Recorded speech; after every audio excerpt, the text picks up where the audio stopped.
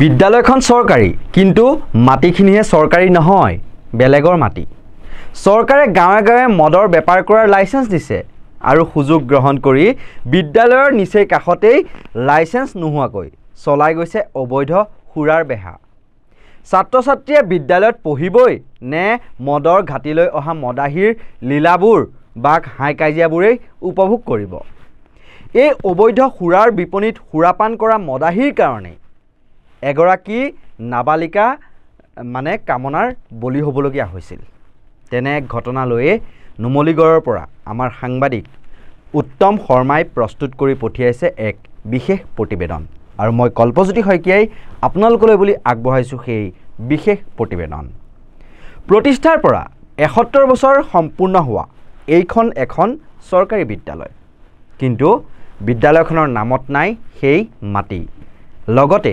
বিদ্যালয়খনত যি শৌচালয় আছে সেই শৌচালয় নিৰ্মাণৰ বাবে অহা পুঁজি উভতি যোৱাৰ সংখ্যাতে প্ৰতিবেশীৰ চোতালতে নিৰ্মাণ কৰা হ'ল উক্ত শৌচালয় শিক্ষা বিভাগৰ এই আজব ঘটনা সংঘটিত হৈছে গোলাঘাট জিলাৰ নুমলীগড় অঞ্চলৰ ধুদাং পাৰঘাট প্ৰাথমিক বিদ্যালয়ত 1954 চনতে বিদ্যালয়খন প্ৰতিষ্ঠা হ'ল যদিও আজি পৰ্যন্ত বিদ্যালয়খনৰ নামত নাই নিজা মাটি দান সূত্ৰে পোৱা বিদ্যালয়খনৰ উক্ত ভূমিৰ নামত বিভাগীয় কৰ্তৃপক্ষৰ চূড়ান্ত অৱহেলাৰ বাবে আজিও নহল কোনো বৈধ নথিপত্ৰ ইফালে মাটিৰ প্ৰকৃত গৰাকীৰ উত্তৰাধিকাৰে নিৰ্মাণ কৰি নিদিয়ে বিদ্যালয়ৰ সীমা যাৰ ফলত বিদ্যালয়ৰ কোনো আন্তঃগাঁথনিৰ নিৰ্মাণ কাৰ্যৰ বাবে থমকিব লগা হৈছে বিদ্যালয় কৰ্তৃপক্ষ উল্লেখযোগ্য যে 2014-15 বৰ্ষতে বিদ্যালয়খনত ছাত্ৰ ছাত্ৰীৰ বাবে এটা শৌচাগাৰ নিৰ্মাণৰ বাবে আহিছিল চৰকাৰী পুঁজি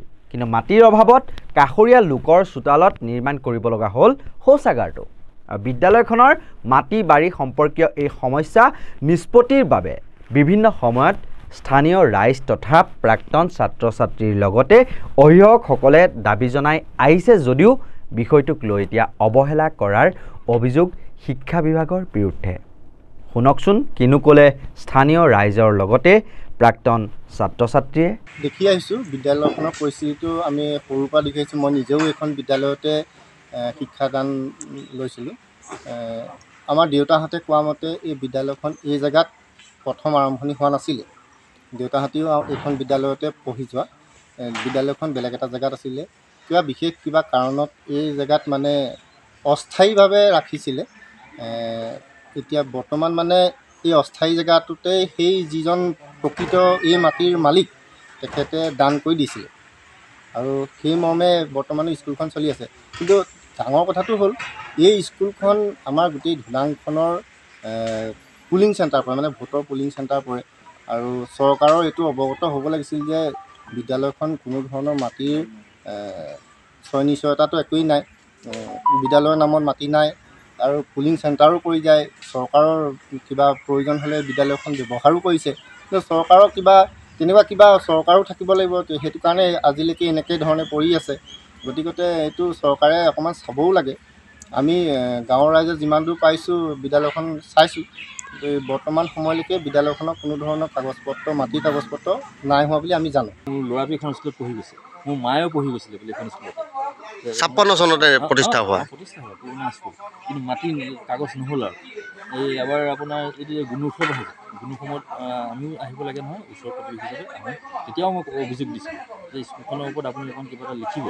যে আৰু স্কুল ব্লকলৈ তেতিয়াও তেনেকৈ কমপ্লেইন গৈছে পৰিচালনা সমিতি আছে নাই আছে পৰিচালনা সমিতিও লাগিছিলে আগৰ পুৰণা পৰিচালনা সমিতিও বহুতবাৰ ঘূৰিলে গাঁওবুঢ়াৰ পৰা ধৰি এনেকৈ মানুহ গোটেই নাই নোৱাৰিলে এইবাৰ আমি এইবিলাক যুৱকখিনিৰ লগত লাগি পেলাই এই এটা মানে মিলামিছাকৈ সীমা অকণ নিৰ্ধাৰণ কৰিছোঁ কিন্তু এইকণ সীমা যথেষ্ট নহয়গৈ তেওঁলোকক ইয়াতো কাৰণ ছাৰে জনাই তেওঁলোকে কোনো হেৰি নলয় প্ৰচেষ্টা নাই লোৱা তেওঁলোকে যেতিয়া স্থাপন হৈছিলে সেই সময়তে আমাৰ জন্মই নাই কিন্তু স্কুলখন মই জনাত মানে শুনাত বেলেগ এটা জেগাত আছিলে এতিয়া য'ত আছে বৰ্তমান তাত নাছিলে সেই তাৰ পৰা কি কাৰণত আহি ইয়াত কেনেকৈ পালে সিমানটো নাজানো কিন্তু সেই জেগাৰ পৰা এইখন কিবা দান সূত্ৰেই আহিছিলে কিন্তু সেই মানুহবোৰে কি লগত কেনেকৈ কি ৰিলেশ্যন হয় এই যিজন মোহনলাল ৰবিলাস বুলি কৈছে তেখেতৰ পিতৃৰ লগত কেনেকৈ কি সূত্ৰে ইয়ালৈ দিলে সেইটো মই নাজানো কিন্তু মানে আগত আছিলে কিন্তু বেলেগ এটা জেগাত তাৰপিছত আহিলে ইয়াত কিন্তু ইয়াত অহাৰ পিছত কাগজ পত্ৰ নহ'ল কিবা এতিয়া মাটি বাৰীৰ ক্ষেত্ৰত আচলতে অসুবিধাটো কোনে দিছে যিহেতু মাটিডোখৰ মাটি মালিকে দিয়ে কিন্তু বৰ্তমান স্কুলখন চলি আছে, কিবা এটা নহয় কিবা এটা আছে কাগজ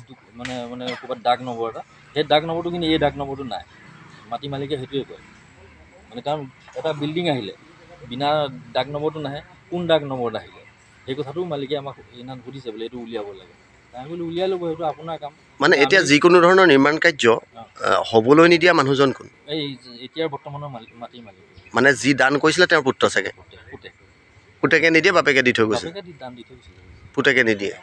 ইফালে উদ্বেগজনকভাৱে প্ৰাথমিক বিদ্যালয়খনৰ অতি কাষতে মানে নিচেই কাষতে গঢ় লৈ উঠিছে চুলাই মদৰ অবৈধ বেহা।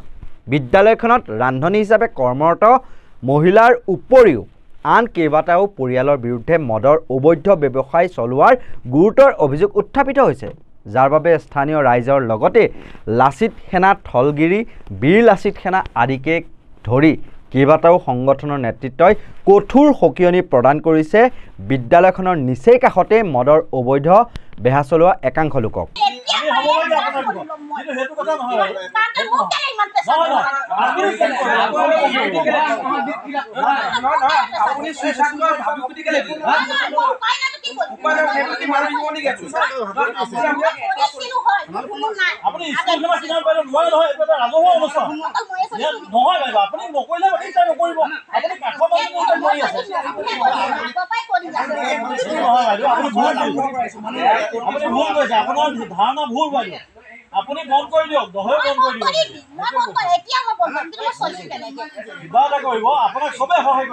উল্লেখযোগ্য যে অসম চৰকাৰৰ শিক্ষা বিভাগে শিক্ষানুষ্ঠানৰ 100 মিটাৰ দূৰত্বলৈকে নিচাযুক্ত দ্ৰব্যৰ ব্যৱহাৰ নিষিদ্ধ কৰি বিদ্যালয়ৰ সন্মুখত ফলক অৰাৰ ব্যৱস্থা কৰাৰ সময়তে পোহৰলৈ আহিছে নুমলীগড় ধুডাং পাৰঘাট প্ৰাথমিক বিদ্যালয়ৰ কাষৰ এই পৰিৱেশ। চাওকচোন, কেন্দ্ৰই মদৰ বটল পৰি আছে।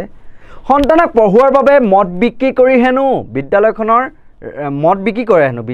ৰান্ধনীয়ে। আপোনাৰ ঘৰ বিদ্যালয়খনৰ কাষতে লাগি আছে, আপুনি মদ কিয় বিকে? মই নিবিকো, আগত বিকিছিলোঁ। মোৰ ছোৱালী দুজনী আছে, মোৰ মতা নাই, ল'ৰা নাই। 1000 টকা ৰান্ধনি কৰোঁ, কেনেকৈ মই পঢ়াম লিখাম? সেইকাৰণে মই ঘৰত নবনাওঁ, 2 বটল 3 বটল মই কিনি আনি মই বিকিছিলোঁ। সত্যৰ সত্য, মই মিছা কথা কেতিয়াও নকওঁ। এতিয়া নিবিকা হ'ল? এতিয়া বিকাও নাই, মাজতে অলপ ধৰি আকৌ নিবিকিলেও মানে নোৱাৰোঁ নহয়। মই ছোৱালীকেইজনী কেনেকৈ পঢ়াম? মদ বিকিয়ে পঢ়াই আছে? অঁ, সেইটো মই সত্য কৈছোঁ দেই। মদ বিকি ছোৱালী পঢ়াই আছে? আৰু কেনেকৈ মই উপায়, মই অপাৰেশ্যন কৰা মানুহ, তাতে ছোৱালী দুজনী বাপে সৰু সৰু থাকোঁতে গোটেই গাঁৱৰ মানুহ। আৰু কোনে কোনে বিকে? এইখিনি আশে পাশে যিমান নিজে গম পাব নহয়। আজি মই এৰি দিম, 2 বটল মই নবনাওঁ, গোটেই চালে নহয় নাই পোৱা, কিন্তু মই কিনি আনিছিলোঁ। এতিয়া মই পটককৈ এৰি দিবলৈ ঘপকৈ নোৱাৰোঁ আকৌ দেই, কেলৈ মোৰ ছোৱালীজনী পঢ়াই আছোঁ। স্থানীয় ৰাইজৰ অভিযোগ, বিদ্যালয়খনৰ কাষতে গঢ় লৈ উঠা মদৰ এই অবৈধ বেহাৰ ফলত পূৰ্বতে মদমুক্ত গাঁও হিচাপে পৰিচিত ধুডাং গাঁৱত বৰ্তমানে সংঘটিত হ'বলৈ ধৰিছে বিভিন্ন ধৰণৰ হিংসাত্মক তথা অপ্ৰীতিকৰ ঘটনা। মদৰ বাবেই গাঁওখনত যোৱা এটা দিনত এগৰাকী নিচাসক্ত লোকৰ দ্বাৰা সংঘটিত হ'ল নাবালিকা ধৰ্ষণৰ দৰে ঘটনাও। প্ৰশাসনলৈ স্থানীয় ৰাইজৰ দাবী, অতি শীঘ্ৰেই ইয়াক উৎখাত কৰিব লাগে। বিদ্যালয়খনৰ কাষতে গঢ় লৈ উঠা অবৈধ মদৰ ঘাটি উৎখাতৰ দাবী ৰাইজৰ। দুখজনক কথা এইটো, কাৰণ আপোনাৰ ধুডাং গাঁওখন মই জনামতে আমি সৰুকালৰ পৰাই সম্পূৰ্ণ মদমুক্ত গাঁও আছিলে। তো আজিৰ দিনত ধুডাং গাঁওখনত ইমানেই মদৰ প্ৰচলন হ'ল, যিটো আপোনাৰ প্ৰাথমিক বিদ্যালয় এখনৰ কাষতে মদৰ ঘাটি কিছুমান উৎপত্তি হৈছে, যিখিনি চাৰিওফালে আপুনি নোহোৱা নোপোজা ঘটনা সংঘটিত, এই মদৰ কাৰণেই নোহোৱা নোপোজা ঘটনাবিলাক সংঘটিত হ'ব পাৰিছে ধুডাং গাঁৱত। আৰু এইটো বৰ গৰিহণাযোগ্য, বৰ নিন্দনীয়যোগ্য। যোৱাকালি ইয়াতে 5 বছৰীয়া কণমানি যিগৰাকী ছোৱালী ধৰ্ষিতা হ'ল, তেওঁক এজন ধৰ্ষণকাৰী, তেওঁৰ নামটো হৈছিলে আপোনাৰ কমলা সিঙে, এজন বয়োজ্যেষ্ঠ মানুহে যিটো ছোৱালীজনীক ধৰ্ষণ কৰিলে, 5 বছৰীয়া শিশুজন, বৰ নিন্দনীয়, বৰ দুৰ্ভাগ্যজনক। আৰু এই গোটেই ঘটনাবিলাক হোৱাৰ মূল কাৰণে হৈছে মদৰ ঘাটিখিনি। আৰু মই প্ৰশাসনক মানে এটা দাবী জনাব বিচাৰিছোঁ যে ধুডাং গাঁৱৰ প্ৰাথমিক বিদ্যালয়ৰ কাষত থকা মদৰ ঘাটিবিলাক অতি শীঘ্ৰে উচ্ছেদ কৰি আৰু যিখিনি বিক্ৰেতা তেওঁলোকক কঠোৰ শাস্তি বিহিব লাগে, এয়ে মোৰ দাবী আৰু ধুডাং গাঁৱৰ ৰাইজৰ দাবী। বাইট আমাৰ দেখুওৱাৰ কৰ্তব্য দেখুৱালোঁ। এতিয়া গোলাঘাট জিলা প্ৰশাসনৰ লগতে বোকাখাট আৰক্ষীৰ কি ভূমিকা হ'ব বা কি ব্যৱস্থা গ্ৰহণ কৰে, সেয়া সময়ত হ'ব লক্ষণীয়। আমাৰ এই বিশেষ প্ৰতিবেদনত বোকাখাটৰ পৰা প্ৰস্তুত কৰি পঠিয়ালে উত্তম শৰ্মাই। আৰু এনেকুৱা ধৰণৰ সত্য নিৰপেক্ষ যিসমূহ বিশ্লেষণ, তাৰ বাবে আপোনালোকে চাই থাকিব নৰ্থ ইষ্ট নাও।